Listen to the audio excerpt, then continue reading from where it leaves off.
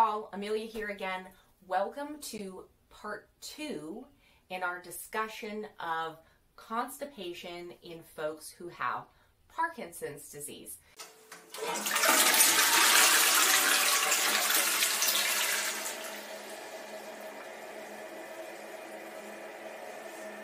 If you haven't seen part 1 yet, which is a discussion that's about how our bowels work and how they function, I really recommend at some point going back and viewing it.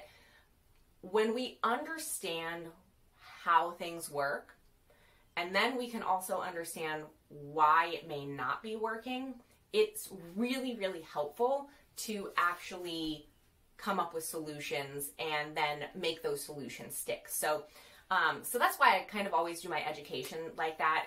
I would rather than just saying, do this, do that, etc. I think it's more important to explain how things work, why they work that way, and then why this kind of information or any tips make sense in that context. So that said, if you have not seen part 1 of constipation for folks with Parkinson's disease, then I recommend at some point go back and take a look at it so you can get that sort of underlying foundational knowledge about how bowels work. This is sexy stuff. Sexy stuff. Not really.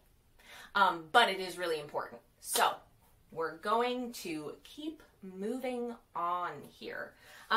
So what we're going to be talking about today are how the underlying symptoms and issues associated with Parkinson's disease can make constipation such a big problem for folks with Parkinson's disease.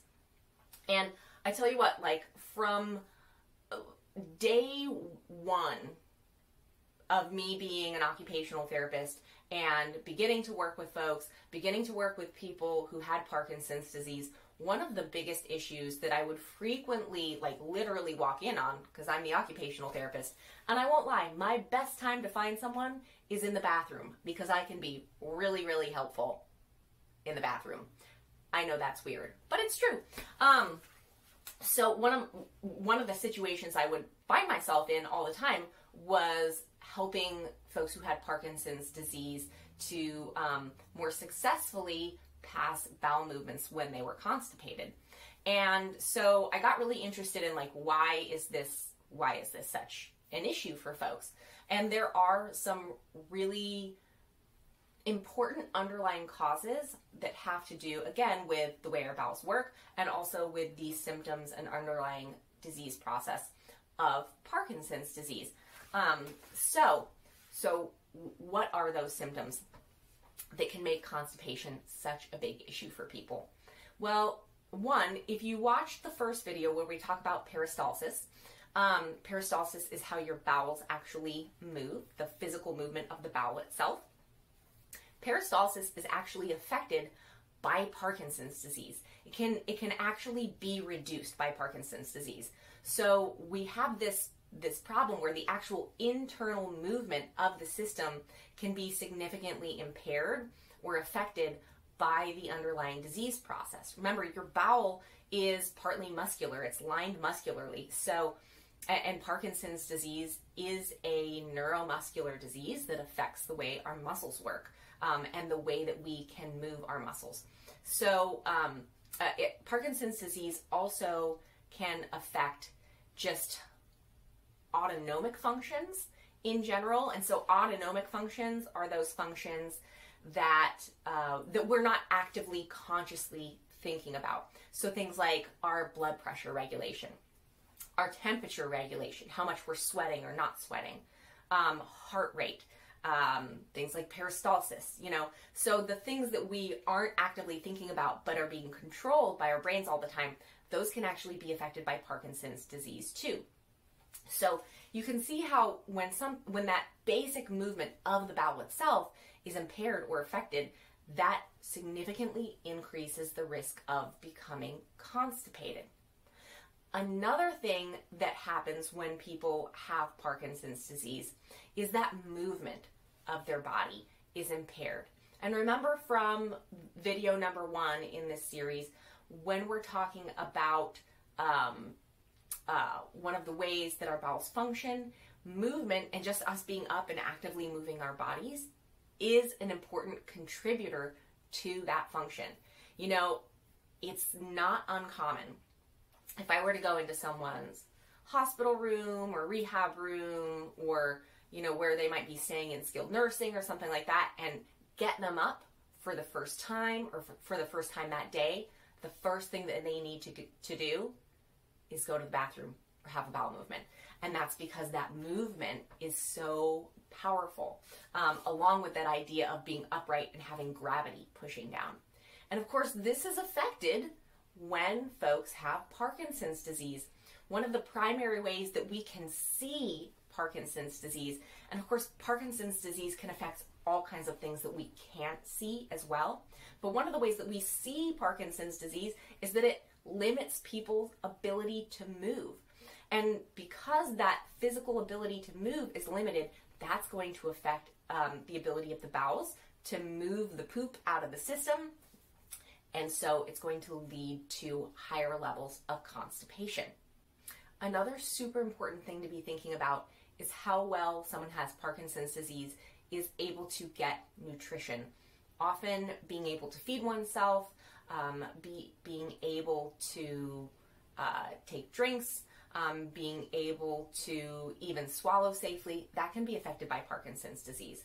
Now, these aren't easy things to deal with. These aren't things that we can just snap our fingers and make them go away. If you think someone is having problems with their nutrition, with swallowing safely, with anything like that, then it is really important to reach out to the healthcare team in order to get an evaluation done and to get professional assistance by a licensed healthcare provider to deal with those issues, because obviously that's a really big deal.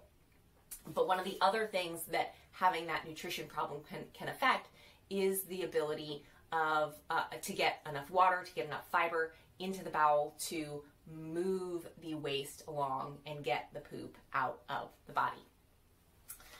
The other big thing that is often ignored when we're thinking about how so many functions are affected by Parkinson's disease, and you know, you can think about someone's ability to eat and drink being affected by this, and certainly someone's ability to have a successful bowel movement is affected by this in a big way, and that is posture. So a lot of times when people have Parkinson's disease, you know, if you've watched any other content about Parkinson's disease, then you have probably seen me say before or talk about before that one of the underlying, you know, sort of root issues with Parkinson's disease is that people cannot feel, there's a motor sensory disconnect, meaning they're not getting good input from the outside part of their body into their brain, telling their brain how their body is actually moving. It's not good input. So what happens, you know, you'll often see this in the form of smaller movements, softer voices,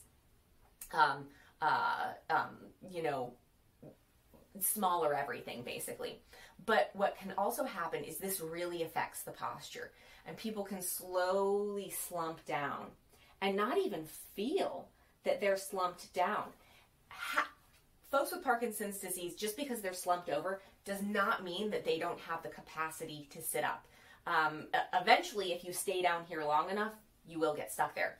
But it's not, it doesn't necessarily, because someone is slumped down like this, doesn't mean they don't have the ability to sit up. It might simply mean that they actually can't feel that they're hunched over. You know, so, you know, if they're told to sit up, then they can actually go ahead and correct that. But I digress. Anyway, so why is this important? Okay, so if I'm hunched over like this, you can see how everything in my abdomen is pinched and squished.